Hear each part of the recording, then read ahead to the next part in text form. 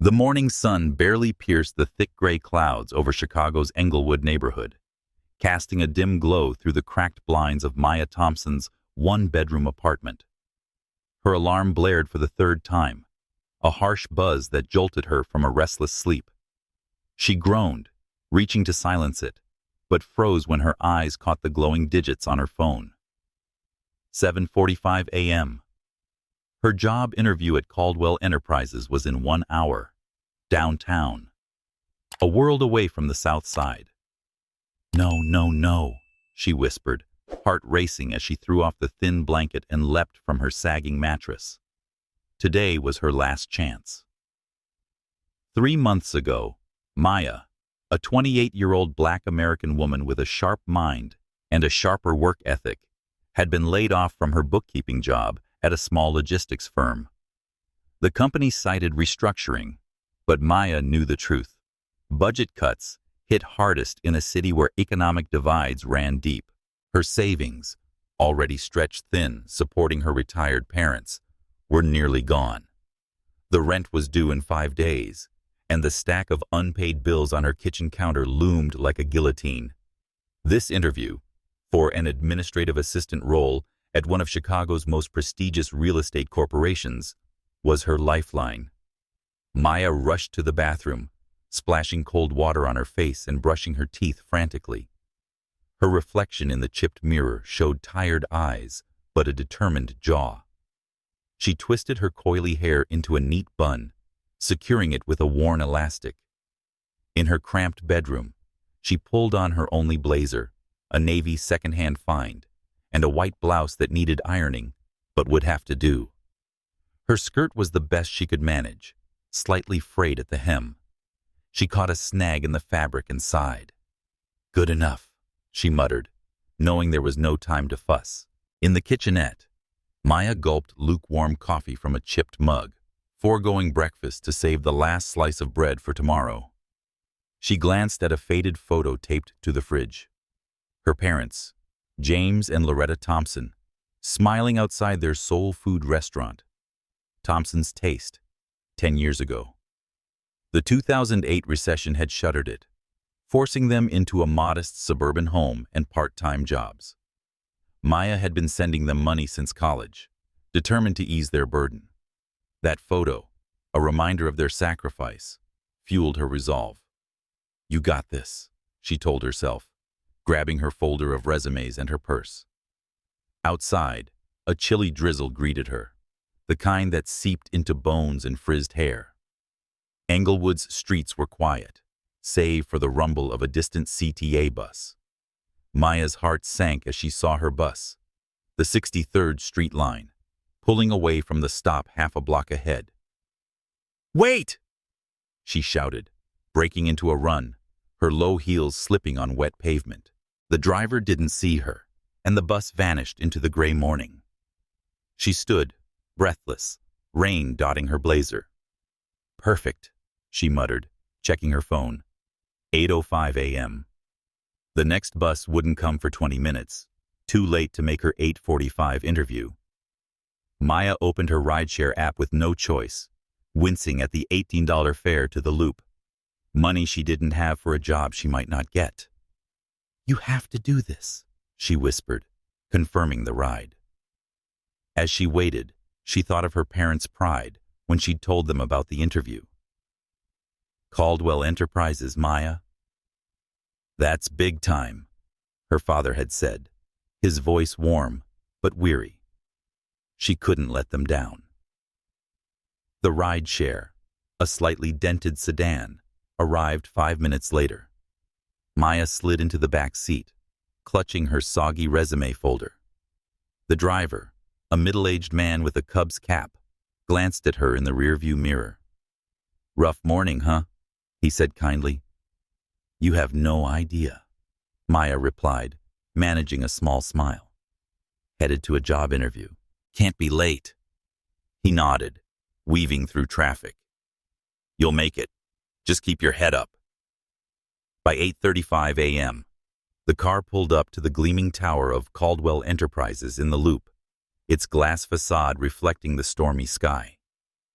Maya thanked the driver, Stepping onto the bustling sidewalk, where men in tailored suits and women in designer coats hurried past. She felt out of place, her damp blazer and scuffed shoes contrasting with the polished crowd. The building's grandeur, marble columns, gold accents, intimidated her, a reminder of the world she was trying to enter. Chicago's economic divide was never more evident than here, where wealth and power were concentrated in steel and glass. Inside the lobby, Maya approached the reception desk, her heart pounding. The receptionist, a young woman with flawless makeup and a crisp blazer, barely looked up from her computer. "Name and purpose?" she asked, her tone clipped. "Maya Thompson?" Maya said, steadying her voice. "I have an 8:45 interview with HR for the administrative assistant position." The receptionist typed, then frowned. "You're cutting it close, Ms. Thompson. Take the second elevator bank to the 40th floor. Third door on the left." "Thank you," Maya said, hurrying to the elevators. The ride up felt endless, the mirrored walls reflecting her tense expression. She smoothed her skirt, adjusted her bun, and whispered, "You belong here." The words felt hollow, but she clung to them. Englewood had taught her to fight for every opportunity, and she wasn't backing down now. When the doors opened, she stepped onto the executive floor, her heels clicking on polished marble. She turned left, counted 3 doors, and knocked firmly, unaware that she was about to walk into the wrong office, changing her life forever. Maya Thompson pushed open the heavy oak door on the 40th floor of Caldwell Enterprises, her damp resume folder clutched tightly against her chest. The office she entered was vast, a cathedral of power with floor-to-ceiling windows framing Chicago's stormy skyline. Sleek leather furniture and modern art lined the walls, and at the center stood a massive mahogany desk, its surface bare except for a laptop and a single coffee mug. Behind it sat a man in a tailored charcoal suit, his sandy hair neatly combed, his blue eyes fixed on the screen with a faint scowl. This didn't look like an HR office, but Maya, nerves frayed from her chaotic morning, pressed forward. "I'm so sorry I'm late," she began, stepping toward the desk and extending a hand. "Maya Thompson is here for the administrative assistant interview." Her voice trembled slightly, but she forced a smile, hoping to mask the rain-soaked state of her blazer. The man looked up, his gaze sharp and startled, as if her presence had disrupted some unspoken order. He seemed poised to speak for a moment, but Maya, terrified he'd dismiss her before she could plead her case, rushed on. "I know I'm not off to a great start," she said, words tumbling out. "The bus left without me, and the rain, well, it's been a morning. But I'm never this disorganized, I swear. I have 3 years of bookkeeping experience, am a quick learner with software, and am great at keeping things on track." She fumbled with her folder, pulling out a resume that curled slightly at the edges from the damp. Placing it on his desk, she continued, "I know there are probably candidates who showed up on time, with perfect outfits, but no one will work harder than me. I need this job, and I won't let you down."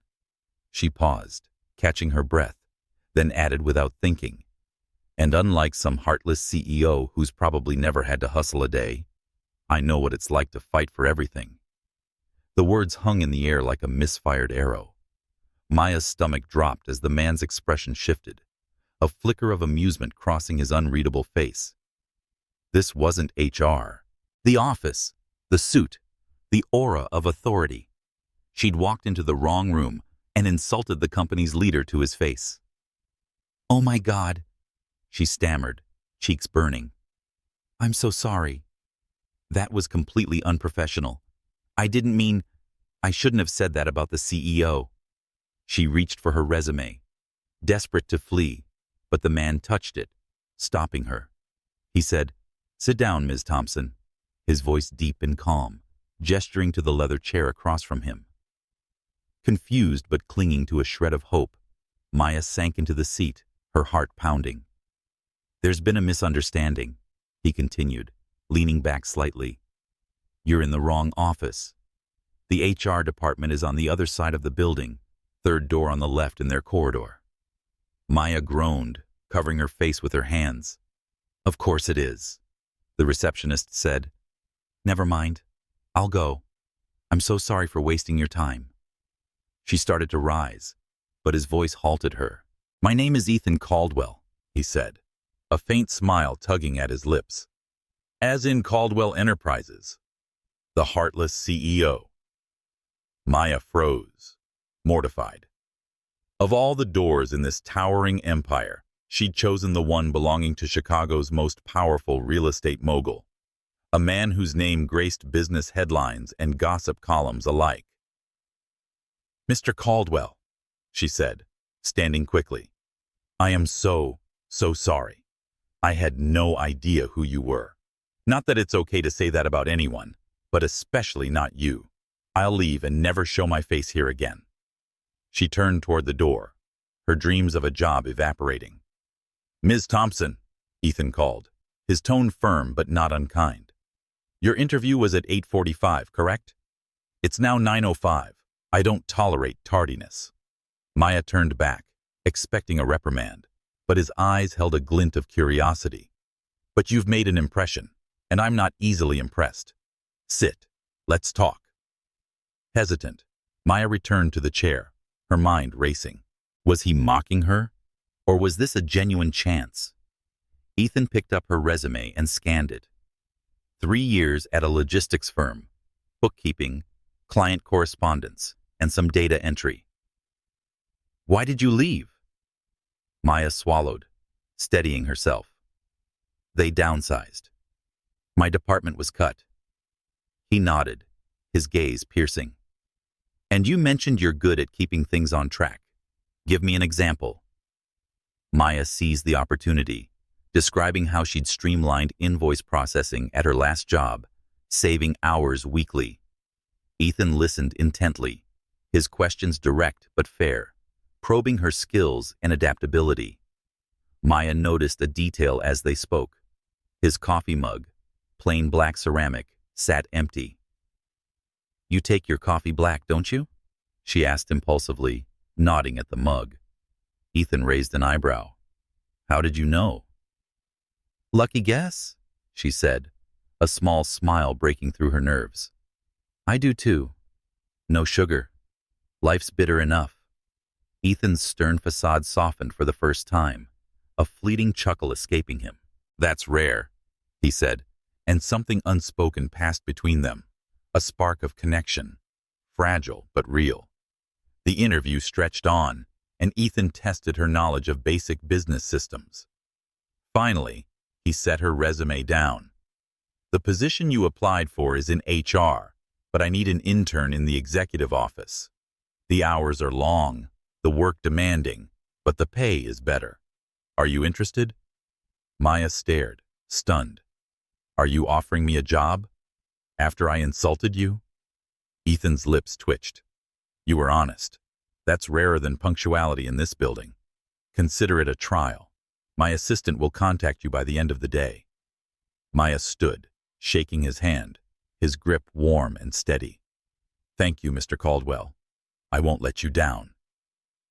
As she left, her heart raced, not just from the job offer, but from the way Ethan's eyes had lingered, as if seeing her for the first time. She'd stumbled into the wrong office, but maybe, just maybe, it was the right mistake. Maya Thompson sat rigid in the leather chair across from Ethan Caldwell's imposing mahogany desk, her damp resume still pinned beneath his hand. With its panoramic view of Chicago's rain-slicked skyline, the vast office felt like a stage where she was both actor and audience, awaiting judgment. Ethan, his blue eyes steady and unyielding, leaned back in his chair, the faintest trace of a smile lingering from her earlier quip about black coffee. Her heart pounded, not just from the fear of insulting Caldwell Enterprises' CEO, but from the surreal possibility that he hadn't dismissed her. "Let's continue," Ethan said, his voice measured but laced with curiosity. "You claim you're good at keeping things on track. Tell me how you've done that." Maya inhaled, steadying herself. This was her chance to salvage the disaster of barging into the wrong office. "At my last job," she began, "and I noticed our invoice system was a mess. Paper records and missed payments. I digitized it using a basic database I taught myself to build. It cut processing time by 20 hours a month and caught $5,000 in overdue accounts." Ethan's eyebrows lifted slightly, a nod of approval she hadn't expected. He picked up her resume, scanning it with a precision that made her feel exposed. 3 years in bookkeeping, client correspondence, and community organizing. That's an unusual mix. Why community work? Maya hesitated, then spoke from the heart. "My parents lost their business years ago. I saw how hard it hit our neighborhood. Families struggling, dreams deferred. Organizing food drives and mentoring kids are my ways of giving back and keeping people connected." Ethan's gaze softened, though his expression remained guarded. "And it taught me to manage chaos," she added with a small smile, "which is helpful in any office." For a moment, neither spoke. The rain tapped against the windows, a quiet rhythm underscoring the tension. Ethan set the resume down, his fingers brushing the empty black mug on his desk. "You said you take your coffee black. No sugar," he noted, almost to himself. "Why no sugar?" Maya's smile widened, a spark of confidence breaking through. "Because I don't need to sweeten the truth. Coffee's like life, bitter sometimes, but you learn to savor it." Ethan chuckled, a low, genuine sound that seemed to surprise him as much as it did her. "Well said," he murmured, and the air between them shifted, charged with an unspoken connection. He leaned forward, his tone sharpening. "The executive intern role isn't like your HR application. It's high pressure, long hours, sensitive data, and boardroom meetings. You'd report directly to me. Why should I trust you with that?" Maya met his gaze, refusing to falter. "Because I've spent my life proving myself in rooms where I wasn't expected to succeed. I'm meticulous, I learn fast, and I don't quit. Give me a chance, and I'll show you." Her words carried the weight of every late-night study session, every dollar sent to her parents, every door she'd pushed open despite doubt. Ethan studied her, his silence stretching long enough to race her pulse. She wondered what he saw: a desperate job seeker, a reckless intruder, or something more. In truth, Ethan was grappling with his thoughts. For 10 years, since inheriting the company at 25 after his father's sudden death, he'd built walls around himself. Relationships were liabilities. Honesty was rare in a world of sycophants. Yet Maya's unpolished candor, her insult, her recovery, her raw ambition, stirred something he'd long suppressed. Curiosity, maybe even admiration. He hadn't laughed like that in years. "Tell me about a time you failed," he said abruptly, testing her resilience. Maya didn't flinch.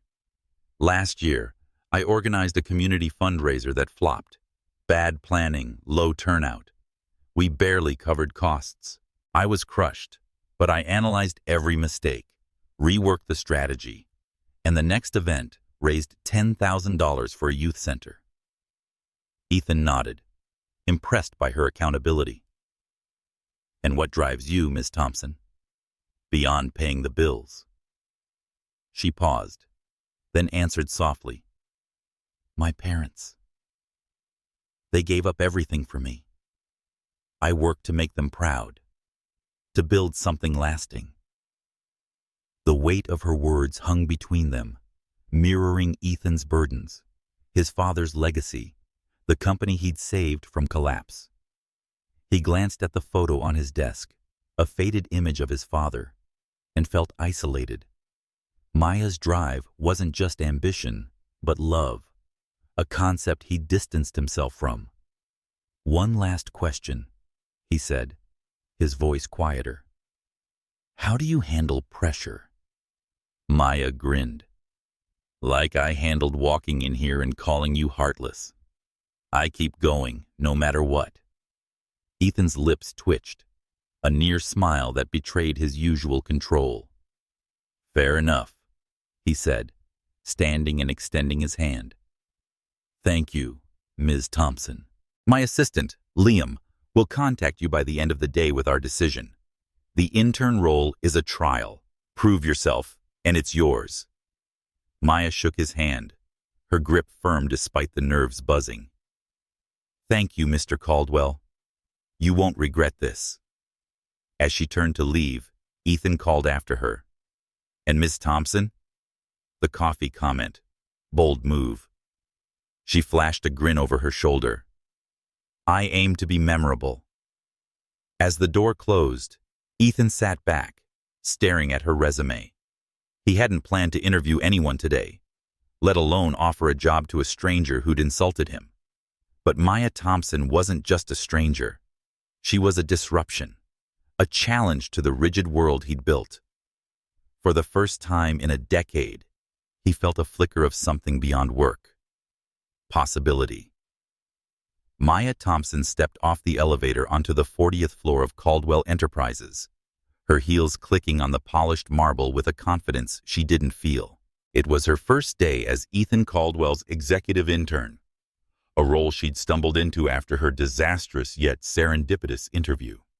The Chicago skyline gleamed through the floor-to-ceiling windows, but the opulence of the executive suite, sleek glass partitions, modern art, and the faint hum of power only heightened her sense of being an outsider. Her navy blazer, still slightly frayed, felt like a flimsy shield against the corporate elite.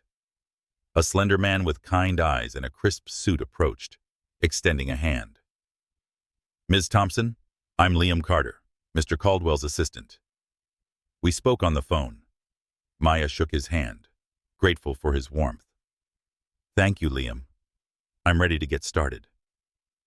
He smiled, leading her through the bustling hallway. You've got big shoes to fill. Most interns don't last a week with Mr. Caldwell. He's exacting. Maya nodded, her resolve firm. I can handle exacting. Liam showed her to a small but sleek office near Ethan's, equipped with a modern desk, a computer, and a narrow window overlooking the Loop's skyscrapers. This is yours, he said. You'll organize reports, prepare meeting materials, and attend boardroom sessions. Mr. Caldwell expects precision and punctuality above all. Maya scanned the space, a far cry from her last cubicle's flickering lights. I understand, she said, already mentally organizing her tasks. And a word of advice, Liam added, lowering his voice. He keeps everyone at arm's length. Don't take it personally. As Liam briefed her on her first assignment, sorting a data set of potential property acquisitions, Maya overheard two executives whispering near the coffee machine. Caldwell's new intern, one said, glancing her way. Heard she got the job by mouthing off to him. The other smirked. Wonder how long she'll last. Maya's jaw tightened. She wasn't naive. She knew her presence as one of the few women, and likely the only one from a neighborhood like Englewood, drew scrutiny in this world of privilege. She buried her discomfort and opened the data set, determined to prove her worth. By mid-morning, Maya was immersed in spreadsheets, her bookkeeping skills kicking in as she cross-referenced profitability projections with zoning regulations. The work was complex but exhilarating, a puzzle she could solve. She barely noticed the time until a sharp voice interrupted her focus. You're the new intern, aren't you? Maya saw a woman in a tailored cream suit, her auburn hair pulled into a sleek chignon. Her green eyes assessed Maya with cool disdain. I'm Lauren Mitchell, CFO. You're working on the property data set? Yes, Ms. Mitchell, Maya said, standing to offer a handshake. Lauren ignored the gesture, her gaze flicking to Maya's screen. Make sure it's flawless. Ethan doesn't tolerate errors. Her tone carried an edge, as if Maya were already a disappointment. "Of course," Maya replied, keeping her voice steady despite the slight. Lauren lingered, then added, "I hope you understand the stakes here. This isn't a place for amateurs." She turned on her heel and left, leaving a chill in the air. Maya exhaled, her fingers hovering over the keyboard. Lauren's hostility wasn't just professional, it felt personal, like a warning to stay in her lane. She'd heard whispers about Lauren's history with Ethan, a brief fling years ago, now a strictly professional alliance to maintain her influence as CFO. Maya pushed the thought aside and refocused, catching a data discrepancy that could have cost millions. She flagged it, her confidence growing. This was her chance to shine. She wouldn't let snide remarks derail her. At noon, Ethan emerged from his office, his presence commanding as he strode toward her desk. "Ms. Thompson," he said, his blue eyes scanning her work. "The dataset status?" Maya handed him a printed summary. Her annotations were neat and precise. "I've organized it by profitability and flagged a zoning issue on the South Loop property. It needs legal review." Ethan skimmed the report, his expression unreadable, but his nod approving. "Good catch. Have it on my desk by 3 o'clock for the board prep." As he turned to leave, Maya caught a glimpse of exhaustion in his eyes, a flicker of the weight he carried. She'd read about his rise, taking over at 25 after his father's death, defying critics to build a real estate empire. But the gossip columns, dubbing him the Iron Titan, hinted at a deeper cost, a life devoid of personal ties, shaped by his father's scandals and a bitter family feud. "Mr. Caldwell," she said before she could stop herself, "is everything okay?" He paused, surprised. Why wouldn't it be? His tone was clipped, but his gaze lingered, as if her concern had pierced his armor. "Just checking," Maya said, offering a small smile. "You look like you could use that coffee I promised." Ethan's lips twitched, a ghost of the chuckle from their interview. "Black, no sugar. You remember." He walked away, but the moment felt like a fragile bridge between them. Maya returned to her work, her fingers flying over the keyboard, determined to prove she belonged to Ethan and herself. The fluorescent lights of Caldwell Enterprises' executive floor cast stark shadows as Maya Thompson hunched over her desk, the clock ticking past 8 o'clock p.m. Her first week as Ethan Caldwell's intern had been a whirlwind of reports, meetings, and sidelong glances from colleagues who still whispered about her unlikely hiring. Chicago's skyline glittered beyond her small office window, a reminder of the stakes in this world of glass and steel. She was finalizing a property acquisition report tonight, her fingers flying across the keyboard to cross-reference environmental impact data. The task was daunting, but Maya thrived on the challenge, her bookkeeping precision blending with the organizational skills she'd honed in community work. A soft knock broke her focus. Ethan stood in the doorway, his tie loosened, sandy hair slightly mussed from a long day. "Ms. Thompson," he said, his voice low, but carrying the weight of authority. "I need that report tonight for tomorrow's board meeting." Maya nodded, sliding the printed document across her desk. "It's ready. I flagged 2 properties with wetland restrictions. Permits could delay construction." Ethan skimmed the pages, his blue eyes narrowing in approval. "Thorough," he said, almost to himself. "You caught the details my analysts missed." Maya felt a flush of pride, but kept her tone professional. "Just doing my job, Mr. Caldwell." He lingered, his gaze drifting to a framed photo on his desk, visible through his open office door. A man in a suit, laughing, with Ethan's eyes. Curiosity got the better of her. "Is that your father?" she asked, nodding toward the photo. Ethan stiffened, then relaxed, a rare vulnerability flickering across his face. Yes. Taken a year before he died. His voice was quiet, as if the words were pulled from a locked vault. Maya hesitated, sensing the weight of the moment. You must miss him, she said softly. Ethan's jaw tightened, but he didn't retreat. He said he built this company from nothing, setting the report down. When he died, I was thrown into running it. Everyone, especially my uncle, Richard, thought I'd fail. Maya tilted her head, inviting him to continue. Richard was CFO under my father for 20 years, Ethan went on, his tone bitter. He expected to inherit the company, but my father chose me. Richard's never forgiven that. He's still on the board, waiting for me to stumble. The confession hung in the air, heavy with unspoken pain. Maya recognized the drive behind his words.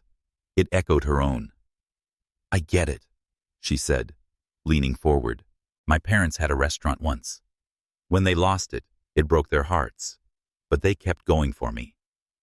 That kind of betrayal, family turning on you, it cuts deep. Ethan's eyes met hers, searching, as if her empathy had cracked something within him.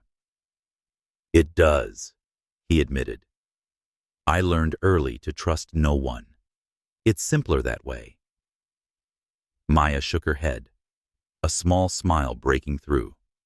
Simpler, but lonely. The words slipped out, bolder than she intended, but Ethan didn't flinch.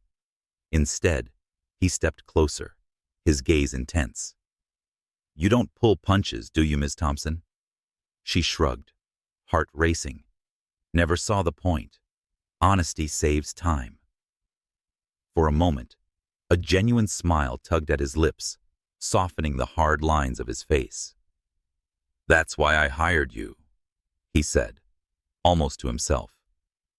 You're not afraid to say what you mean. The office felt smaller, the space between them charged with something unspoken.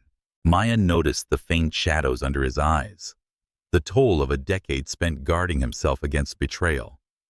She wanted to ask more about his father and isolation, but the professional line held firm. You should get some rest, Mr. Caldwell, she said instead, standing to gather her things. Big meeting tomorrow. Ethan nodded, but his eyes lingered on her. You too, Miss Thompson, and thank you for the report and the honesty. As she packed her bag, Maya caught sight of a memo on her desk about the Caldwell Foundation's upcoming charity gala. Her stomach knotted. A black tie event at the Art Institute was a world away from her reality. Borrowed dresses, bus rides, and bills. Yet, Ethan's openness, however brief, had shifted something. She wasn't just an intern proving herself. She was someone he'd trusted with a piece of his past. Walking to the elevator, she felt a mix of pride and unease. In this towering empire, where whispers followed her every step, Maya knew she was navigating more than just a job. She was stepping into Ethan Caldwell's carefully guarded world, which was dangerous. Maya Thompson sat at her sleek desk on the 40th floor of Caldwell Enterprises, the late afternoon sun casting golden rays across her neatly organized reports. 2 weeks into her role as Ethan Caldwell's executive intern, she'd settled into a rhythm, tackling complex data sets and boardroom notes with a precision that silenced some of the office whispers. Yet the weight of being an outsider in Chicago's corporate elite lingered.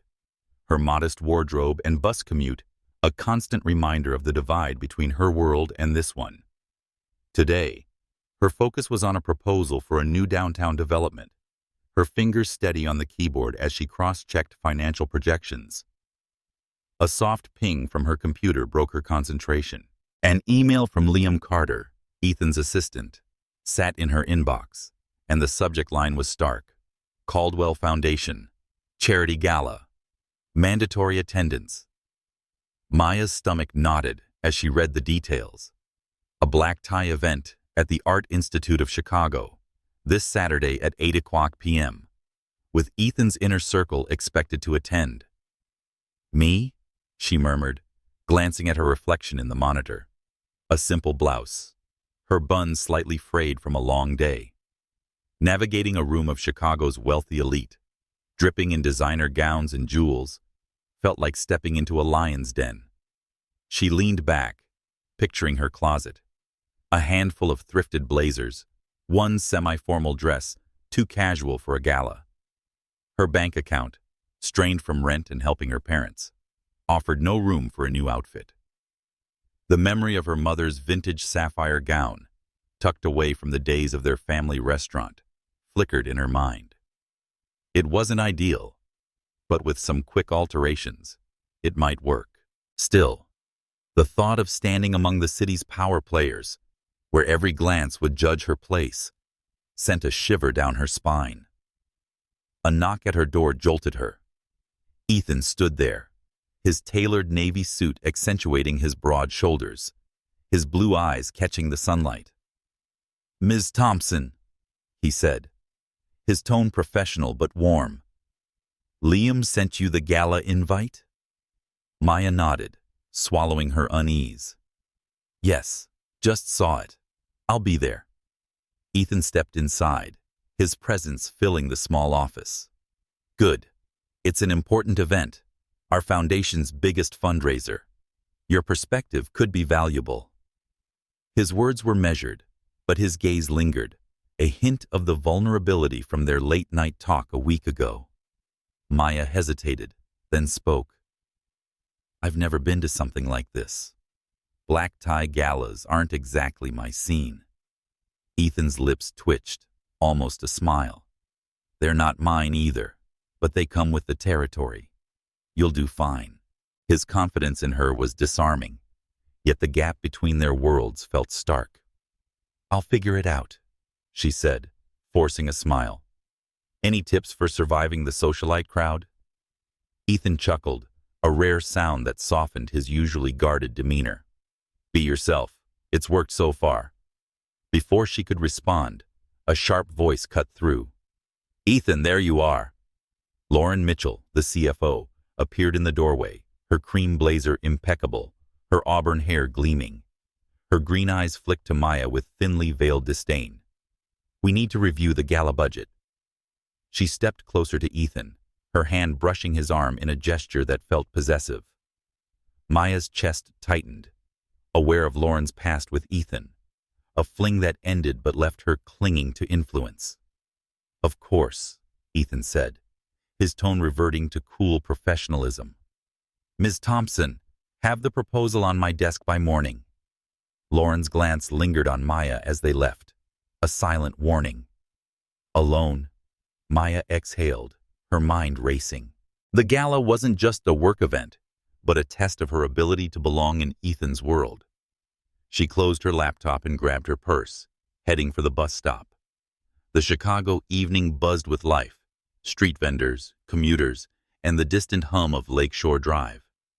On the ride home, she called her mother. "Mama, do you still have that old sapphire gown you wore to the restaurant galas?" Loretta's voice warmed through the phone. "In the attic, honey. Needs some love, but it's a classic.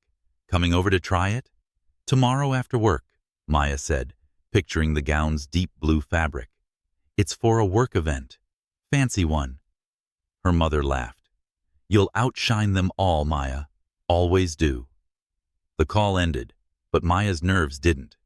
She spent the following evening at her parents' modest suburban home, pinning the gown's hem with her mother's help. The sapphire fabric hugged her curves, elegant but understated, a relic of better days.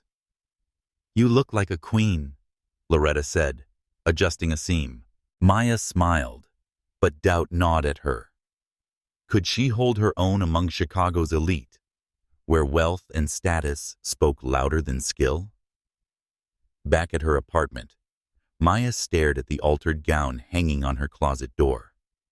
She imagined Ethan seeing her in it, his eyes softening as they had during their talk. Then she scolded herself. He was her boss, a man whose life was this towering empire, not her cramped Englewood world. Yet his words, "Be yourself," echoed, stirring something reckless in her. The gala was a chance to prove her place and see if the spark she felt with Ethan was real. The city's lights flickered outside as she drifted to sleep, promising a night that could change everything. The Art Institute of Chicago glowed under crystal chandeliers, its grand ballroom a sea of glittering gowns and tailored tuxedos. Maya Thompson stepped through the arched entrance, her mother's sapphire gown catching the light with every careful step. The altered dress hugged her frame, its elegant simplicity contrasting with the designer labels surrounding her. Her borrowed pearl necklace felt like a fragile shield against the scrutiny of Chicago's elite. The air buzzed with laughter and clinking glasses, but Maya's pulse raced. She was an interloper in this world of wealth. Her bus ride from Englewood, a world away from the limousines outside. She clutched a glass of champagne, more for something to hold than to drink, and scanned the crowd.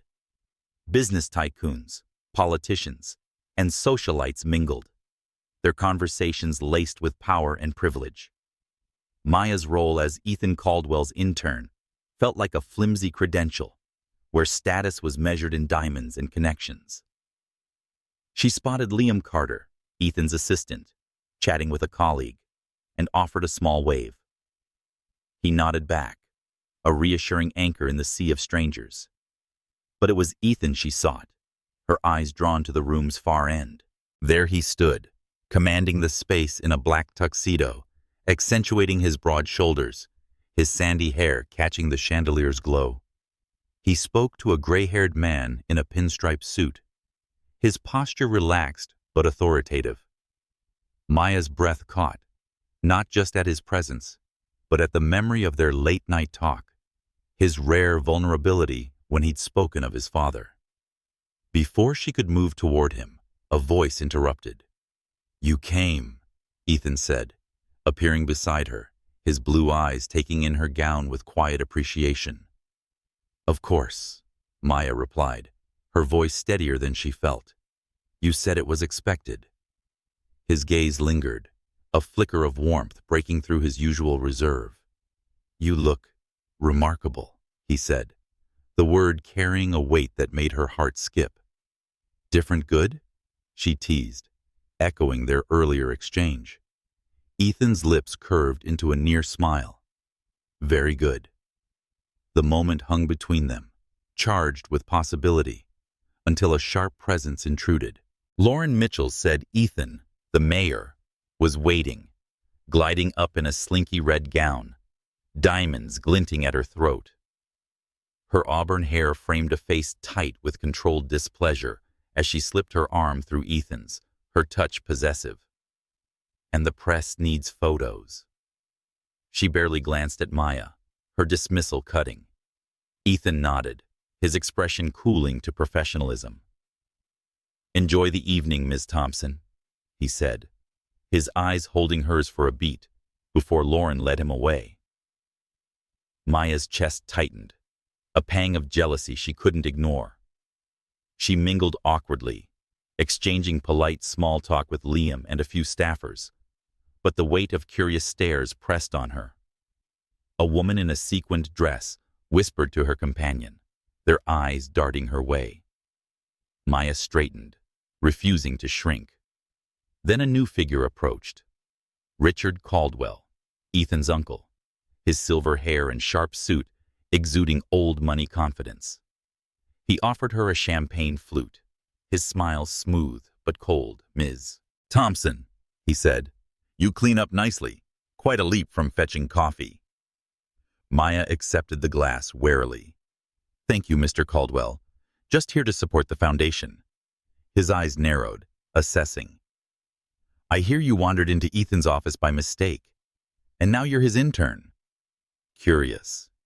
His tone dripped with insinuation, and Maya's grip tightened on the stem. "I earned my place," she said firmly. "Ask Ethan if you doubt it." Richard chuckled, unfazed. "Oh, I don't doubt your appeal, but Ethan's always had a weakness for a pretty face.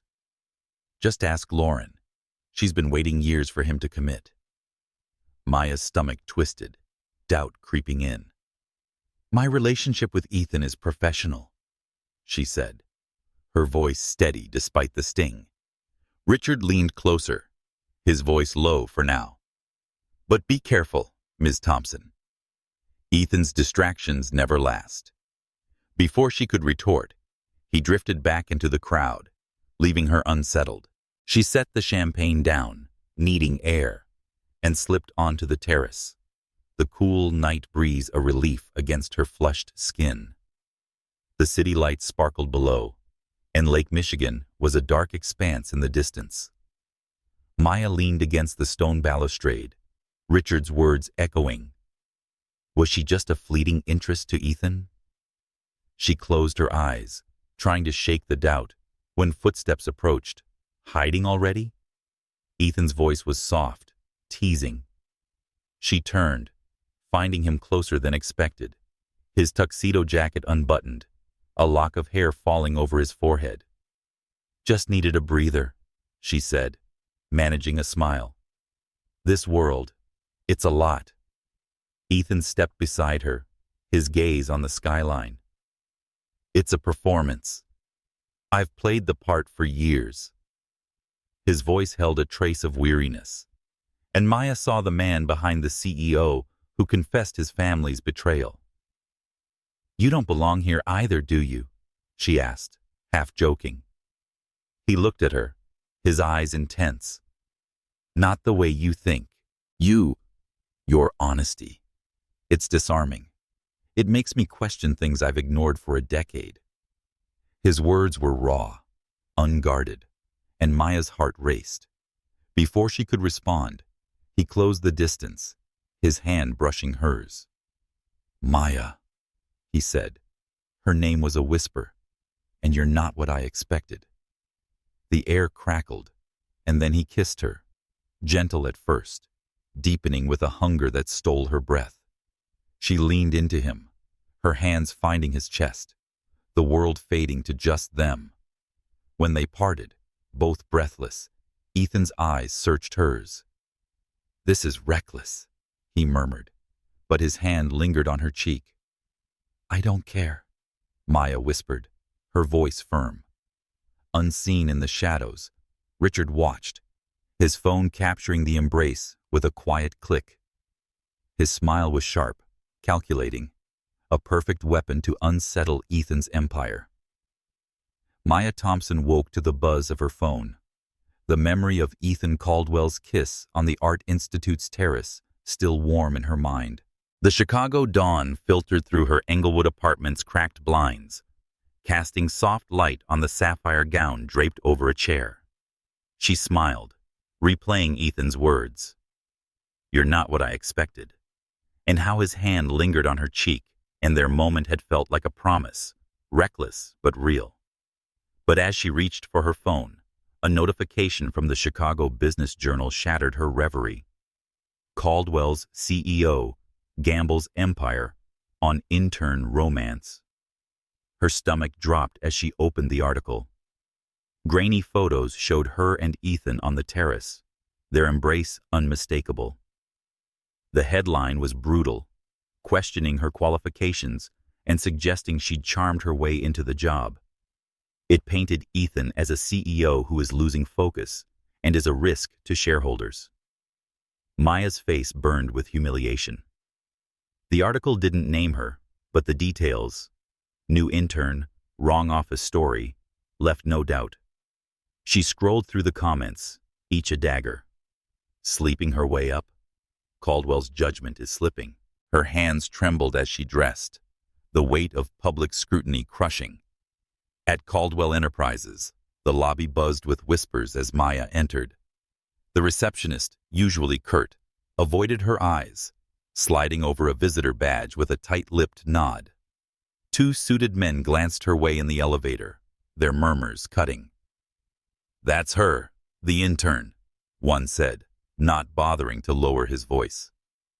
Maya stared at the floor numbers, willing herself not to flinch. The 40th floor was no better. Colleagues' stares followed her to her office, where a co-worker's snide remark, "Climbing the ladder fast, huh?" stung like a slap. She shut her door, heart pounding, and rechecked her phone. The stock ticker showed a 3% dip, tied to the scandal. Her phone rang, and the caller ID flashed an unknown number. "Hello?" she answered cautiously. Ms. Thompson heard Lauren Mitchell's icy voice, the CFO's tone dripping with disdain. "We need to talk." Maya's grip tightened. "About what?" Lauren's laugh was sharp, humorless. "Don't play coy. I saw you with Ethan last night. You think you're special, but he's done this before. He'll tire of you and come back to me. Save yourself the heartbreak." Maya's voice hardened. "That's not your business, Ms. Mitchell." Lauren's tone turned venomous. "It is when it tanks our stock. He's married to this company, not you." The call ended abruptly, leaving Maya reeling.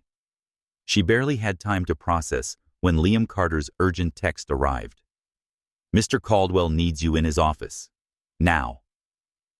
Maya steadied herself, smoothing her blouse, and walked to Ethan's office, the glass walls amplifying her exposure. Ethan stood by the window, his back to her, his posture rigid. He turned as she entered, his blue eyes stormy with anger. "You've seen the article," he said, not a question. Maya nodded, her throat tight. "I'm so sorry, Ethan. I never meant for this to hurt you or the company." "It's not your fault," he said firmly, his voice low. "Richard took those photos. He leaked them to destabilize me, to make the board question my judgment." Maya's eyes widened. "Your uncle? Why?" Ethan ran a hand through his sandy hair, a rare sign of frustration.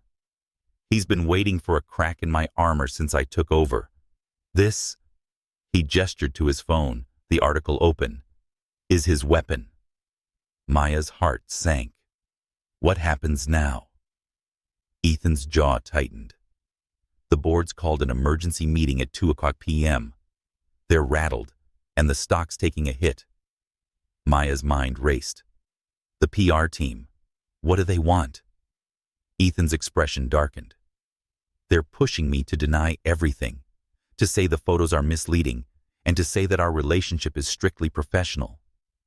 The words cut deeper than Maya expected. It made sense. Protect the company, preserve his reputation. But the thought of him dismissing their kiss stung. "And you?" she asked, her voice barely steady. Ethan stepped closer, his gaze intense. "I won't lie, Maya. That moment meant something. I'm not ashamed of it." Her breath caught, relief mingling with fear. "But the company is your life's work." Ethan's eyes softened, a vulnerability she'd seen only once before. "For 10 years, I've put this place above everything. I've had no life outside these walls because I thought it made me stronger. But you," he paused, searching her face, "make me want more." Before she could respond, his phone buzzed, Liam's voice crackling through the intercom. "Mr. Caldwell, the board's arriving." Ethan nodded, his resolve hardening. "Tell them I'll be there in 5. He turned to Maya, his hand brushing hers. "This isn't over," he said, his voice low but certain. "Stay here. We'll talk after." As he left, his shoulders squared for battle, Maya sank into a chair, the city sprawling below. The scandal wasn't just about her. It was a test of Ethan's empire, and she was at its center. Maya Thompson stood in Ethan Caldwell's office, the Chicago skyline a gray blur beyond the towering windows. The Chicago Business Journal article, with its damning photos of their terrace kiss, still burned in her mind, each word a weight on her shoulders. The 40th floor of Caldwell Enterprises, usually a hive of controlled efficiency, felt suffocating under the scandal's shadow. Whispers from colleagues echoed in her ears, their coded jabs about her fast climb cutting deeper than she'd admit. Yet Ethan's words from moments ago, "I won't lie, Maya." That moment meant something, held her steady, a lifeline in the storm. Ethan paced by his desk, his navy suit slightly rumpled, his sandy hair disheveled from running his hand through it. His blue eyes, usually sharp with control, were clouded with resolve and something softer, vulnerability perhaps, sparked by her presence. "The board meeting's in an hour," he said, his voice low but firm. "Richard's pushing hard, and the PR team's in a panic. They want a statement by noon." Maya's heart sank. The stock dip and shareholder unrest were real, and she felt like the spark that had ignited the blaze. "What are you going to do?" she asked, her voice steady despite the knot in her chest. Ethan stopped pacing, his gaze locking onto hers. "I meant what I said. I won't deny what happened between us. But I need to know where you stand, Maya." His directness caught her off guard, and she felt the weight of the moment, a crossroads that could redefine them both. She took a deep breath, her mind flashing to her past, organizing community protests, rallying neighbors against unfair evictions, and standing firm when others doubted her. This was no different. She wouldn't let gossip or Lauren Mitchell's venom define her. "I could resign," she said, the words heavy but clear. "It'd take the heat off you and protect the company." Ethan's expression darkened, and he stepped closer, his presence filling the space. "No, that's what Richard wants, to paint you as a mistake I must erase. You're not going anywhere." His intensity sent a shiver down her spine, but his following words struck deeper.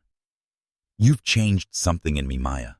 I've lived for this company for 10 years, shutting out everything else. But you make me want a life, not just a legacy." Maya's breath caught, her resolve wavering under the raw honesty in his voice. She thought of her parents, their resilience after losing their restaurant, and how she'd fought for every opportunity. "I'm not here to be a liability," she said, her voice firm. "I earned this job, and I'm good at it. But this—" She gestured between them. "It's complicated. Lauren called me, said you'd tire of me, that you always return to her." Ethan's jaw tightened, anger flaring. "Lauren's lying. We had a casual thing years ago, nothing more. She's clinging to a past that doesn't exist." Maya nodded, relief mingling with determination. "Then I'm staying," she said, her eyes meeting his. "But not just for you. I've spent my life proving I belong in rooms like this, even when people like Richard or Lauren think I don't. I'll face the gossip, the stares, whatever comes. I'm not running." Ethan's expression softened, a rare smile breaking through. "He said you're stronger than most people in this building," his voice low, "including me sometimes." He reached for her hand, his touch warm and grounding.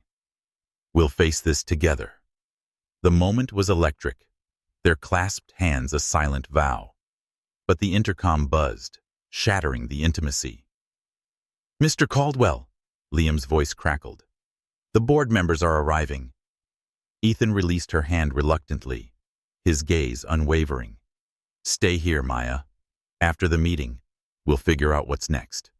He straightened his tie, his shoulders squaring as if for battle. "What will you tell them?" she asked, her voice barely above a whisper. Ethan's eyes burned with determination. "The truth is that my personal life doesn't change my ability to lead, and you're an asset to this company." As he left, Maya sank into a chair, the city sprawling below like a chessboard where she was both pawn and player. She thought of her community work, standing up to landlords, rallying for change, and realized this was another fight. The scandal wasn't just about her and Ethan. It was about proving she belonged in a world that questioned her place. Her phone buzzed with a text from her mother. "You're tougher than this, Maya. Show them." She smiled, drawing strength from the words. Whatever the board decided, she was ready to stand her ground. The boardroom of Caldwell Enterprises loomed like a battlefield, its long mahogany table flanked by 12 stern-faced executives under the harsh glow of fluorescent lights. Maya Thompson waited outside, her back pressed against the cool glass wall, her heart pounding as she clutched a notebook filled with notes from weeks of work. The Chicago skyline stretched beyond the 40th floor windows, a glittering reminder of the empire at stake. Inside, Ethan Caldwell stood at the head of the table, his navy suit crisp, his sandy hair neatly combed, but his blue eyes burned with a resolve Maya had only glimpsed in their private moments. The emergency meeting, in response to the Chicago Business Journal's scandalous article, crackled with tension. Richard Caldwell, Ethan's uncle, sat at the far end, his silver hair gleaming, his smile sharp as a blade. The leaked photos of Ethan and Maya's terrace kiss had sent the company's stock tumbling 3%, and shareholder calls flooded the PR team. Richard seized the moment, his voice smooth but cutting. "Ethan, your judgment is under scrutiny," he said, gesturing to a projected graph of the stock dip. "This dalliance with an intern suggests a lapse in focus. Shareholders are nervous, and frankly, so are we." Ethan's jaw tightened, but his voice remained steady. "The stock dip is temporary. Our Q3 projections are strong, and our South Loop project is ahead of schedule. My personal life doesn't change those facts." A murmur rippled through the board, some nodding, others exchanging skeptical glances. Lauren Mitchell, the CFO, leaned forward, her auburn hair catching the light, her green eyes calculating. "Ethan, no one disputes your track record," she said, her tone measured. "But perception matters. This story paints Ms. Thompson as unqualified, a distraction. It's bad optics." Maya, listening through the glass, felt her stomach twist. The accusation stung, but she straightened, drawing on the resilience she'd honed organizing community protests. She wasn't just Ethan's intern. She'd earned her place with meticulous reports and sharp insights. Inside, Ethan's gaze hardened. "Ms. Thompson caught a zoning error that saved us millions," he said. "Her work is exemplary, and I won't let baseless gossip undermine her contributions." Liam Carter, Ethan's assistant, nodded from the corner. "She's the most competent intern we've had," he added, his voice firm. "Her performance is unimpeachable." Richard's smile didn't waver.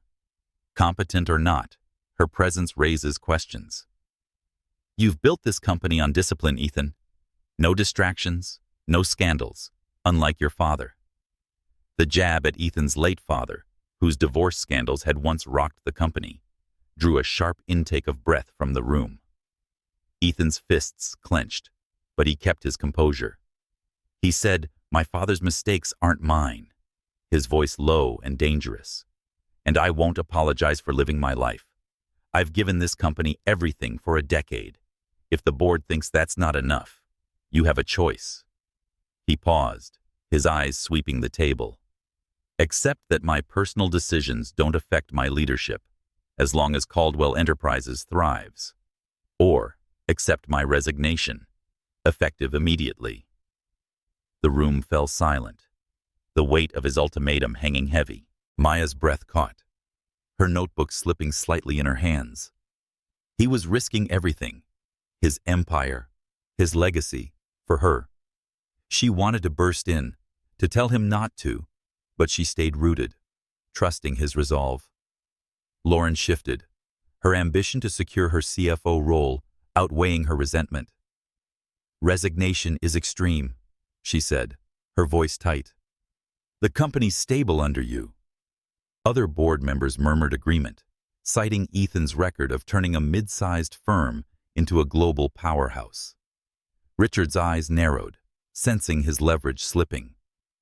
"You're gambling our reputation on a fling," he pressed. "The shareholders won't stand for it." Ethan leaned forward, his voice cutting. The shareholders want results, and Richard and I deliver them. If you disagree, call the vote. The board deliberated, voices rising in heated debate. Maya paced outside, her mind racing. She thought of her parents, who'd faced their battles when their restaurant failed, and how they'd taught her to stand firm. Finally, the door opened, and Liam gestured her inside. Ethan stood tall, his expression unreadable. The board voted, he said as she approached. Richard and 2 others wanted me out. The rest supported me, with a statement affirming my leadership. Lauren nodded curtly, her vote swayed by pragmatism. Richard, defeated, stood abruptly. I'm done here, he snapped, resigning from the board. I'll sell my shares and be rid of this circus. As he stormed out, Maya exhaled, relief mingling with dread. The whispers wouldn't stop, and the stock needed time to recover. Ethan turned to her, his eyes softening. It's not over, he said quietly. But we won this round. Maya nodded, her voice steady. I'm still here, Ethan, for all of it. Their shared glance held a promise, but the weight of the fight lingered, a reminder of the battles still to come. The Chicago skyline shimmered under a late autumn sun, its golden light filtering through the windows of Caldwell Enterprises' 40th floor. Maya Thompson sat at her desk, now cluttered with notes and proposals, her role as Ethan Caldwell's intern evolving into something more substantial. Weeks had passed since the boardroom battle, where Ethan's ultimatum had secured his leadership and silenced his Uncle Richard's campaign against him. Yet the scandal's ripples lingered, whispers in the hallways, a 2% stock dip, and a delayed South Loop project due to skittish investors. Maya felt the weight of every glance, each one questioning her place in this glass and steel empire. She pushed through, channeling her energy into a new project, a Caldwell Foundation scholarship for minority entrepreneurs, inspired by her parents' loss of their restaurant. Her meticulously researched proposal aimed to fund small businesses in neighborhoods like Englewood, where dreams often withered under economic strain. As she finalized the budget, her phone buzzed with a text from Ethan. Meet me in my office. Need your input on the community initiative. Maya smiled, a flicker of warmth cutting through her focus. Their bond, forged in the scandal's fire, had deepened, though they kept it professional in the office. Inside Ethan's office, the air was charged with purpose. He stood by his desk, his navy suit accentuating his broad shoulders, his blue eyes softened by a rare ease. Your scholarship proposal, he said, holding up her report, is bold. Funding entrepreneurs in underserved areas. It's not just charity, it's investment. Maya nodded, her voice steady. It's personal. My parents lost everything when their business failed. This could give others a chance they didn't have. Ethan's gaze held hers, a quiet respect evident. It's approved. I'm adding a community center in Englewood to the foundation's plan. Your idea sparked it. Maya's heart lifted, but the moment was tempered by reality. The press will spin this, she said. They'll tell you you're doing it to clean up the scandal. Ethan's jaw tightened, but he didn't flinch. Let them. The work matters more than their headlines. He stepped closer, his voice lowering. You've made me see that. The words carried a weight beyond the project, a nod to the life he was beginning to embrace. Maya felt a flush of warmth, but the office door swung open before she could respond. Lauren Mitchell strode in, her auburn hair sleek, her cream blazer pristine. Ethan, the merger numbers are ready, she said, her green eyes flicking to Maya with a cool detachment. Since the board meeting, Lauren had shifted to icy professionalism, her ambition to secure her CFO role overriding her resentment. She added that Ms. Thompson's tone was clipped. Your scholarship idea is... Ambitious. Don't let it distract from your duties. Maya met her gaze. It won't. I can handle both. Lauren's lips pursed, but she said nothing, exiting with a curt nod. Alone again, Ethan turned to Maya, his expression softening. She's adjusting, he said. Lauren thrives on control, but she knows you're not going anywhere. Maya exhaled, the tension easing. And Richard? Ethan's smile was grim. He sold his shares and started a rival firm. It's struggling already. He underestimated us. Maya nodded, but her thoughts drifted to the deeper scars. You've carried a lot alone, she said, her voice gentle. Your father, Richard. Why no one else? Ethan's gaze dropped to the photo of his father on his desk, his voice quiet. My mother left when I was 10, after a messy divorce. My father's scandals, affairs, lawsuits, tarnished the company. I swore I'd never let personal ties weaken me. He looked up, his eyes raw. But you've shown me that strength isn't just isolation. It's this. He gestured between them, a confession that made Maya's heart race. She reached for his hand, a brief touch. You're not alone anymore, she said, her voice firm. The moment was interrupted by Liam's knock.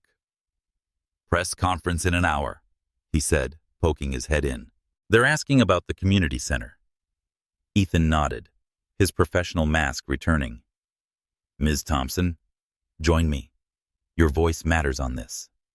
Maya followed, her confidence bolstered by their shared purpose. At the conference, she spoke briefly, outlining the scholarship's goal to uplift communities, her words drawing nods from reporters. Steady and proud, Ethan's presence beside her felt like a partnership forged in defiance of the scandal's shadow. Back at her desk, Maya found a note from a colleague. Keep shining. Ignore the noise. The small gesture reminded her of her community roots, neighbors supporting each other through hardship. The scandal hadn't broken her. It had sharpened her resolve. Ethan, too, was changing, his walls crumbling with each step toward a life beyond work. As the city lights flickered on, Maya knew the road ahead held challenges, but together, they were rebuilding trust, not just in the company, but in each other. The aroma of fried chicken and cornbread filled the air of Thompson's Taste, Maya Thompson's parents' newly reopened soul food restaurant, in a revitalized corner of Englewood. 6 months had passed since the scandal rocked Caldwell Enterprises, and the Chicago evening buzzed with life outside the modest storefront. Maya stood by a window, her tailored blazer a far cry from the frayed one she'd worn on her first day as Ethan Caldwell's intern.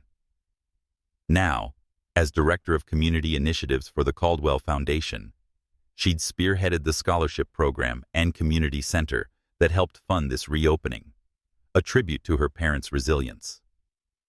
Inside, the restaurant glowed warmly, checkered tablecloths, family photos on the walls, and laughter from a small crowd of neighbors and supporters.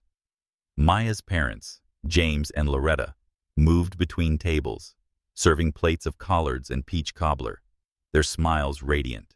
The Caldwell Foundation's investment had given them a second chance, and Maya's heart swelled with pride. She glanced at Ethan, who stood by the counter, his navy suit jacket slung over his shoulder, his sandy hair catching the soft light. He was chatting with her father, his blue eyes crinkling as he laughed at a story about the restaurant's old days. Their relationship had deepened since the boardroom battle, where Ethan's defiance had secured his leadership and their bond. The press had moved on from the intern romance headlines, distracted by newer scandals, and the company's stock had stabilized, bolstered by a successful South Loop project. Maya had worked tirelessly, and her scholarship program earned praise for empowering minority entrepreneurs. Yet whispers still lingered in the office, colleagues questioning her rapid rise. She silenced them with results, her proposals sharp, and her leadership undeniable. Ethan caught her eye across the room, his smile softening in a way that still made her pulse quicken. He'd changed, too, his once impenetrable walls crumbling. Sunday dinners with her parents had become a ritual, his ease with their warmth a stark contrast to the isolation he'd known. Tonight, as the restaurant filled with music and chatter, he approached her, his hand brushing hers. "Ready to go?" he asked, his voice low. "Your parents are expecting us to go to their place for dessert." Maya nodded, finishing an email about the foundation's next grant cycle. "Almost. Just tying up loose ends." They stepped outside, the city's lights twinkling against Lake Michigan's dark expanse. At her parents' modest suburban home, the dining table was set with Loretta's homemade sweet potato pie. James raised a glass of iced tea, toasting the restaurant's rebirth. He said to Maya and Ethan, "Thank you for giving us this chance." Ethan clinked his glass, his gaze steady on Maya. "To family," he added, the word carrying a weight forged from years of absence. Maya's mother beamed, squeezing Ethan's hand. "You're one of us now, Ethan." After dinner, Ethan led Maya to the small backyard, where fairy lights hung from an old oak tree. The air was crisp, the stars faint above Chicago's glow. He paused, his expression nervous in a way Maya had never seen. "Maya," he said, his voice soft, "you've changed everything." He reached into his pocket, pulling out a velvet box. Her breath caught as he opened it, revealing a sapphire ring, its deep blue echoing the gown she'd worn at the gala. "I had a speech planned," he said, with a rare tremor in his voice, "about how you showed me there's more to life than work, and gave me a family I didn't know I needed, but you know all that." He took her hand, his eyes locking onto hers. "Maya Thompson, will you marry me?" Tears welled in Maya's eyes, joy mingling with disbelief. She thought of that first day, rushing late, stumbling into his office, calling him heartless. Every mistake had led to this, a love she hadn't dared imagine. "Yes," she whispered, her voice thick. "Yes, I will." Ethan slipped the ring onto her finger, its weight grounding, and pulled her into a kiss, tender yet fierce, as if sealing a vow. The fairy lights danced above, a quiet witness to their new beginning. As they rejoined her parents, sharing the news, laughter filled the house. James clapped Ethan's shoulder, and Loretta hugged Maya tightly, tears in her eyes. Maya looked at Ethan, now joking with her father, and saw a man transformed. Not the iron titan of headlines, but someone who'd found home in her world. From a wrong turn into his office, she'd found not just a job, but a future brighter than she'd dreamed, one where love and legacy intertwined, reshaping their lives and the city around them.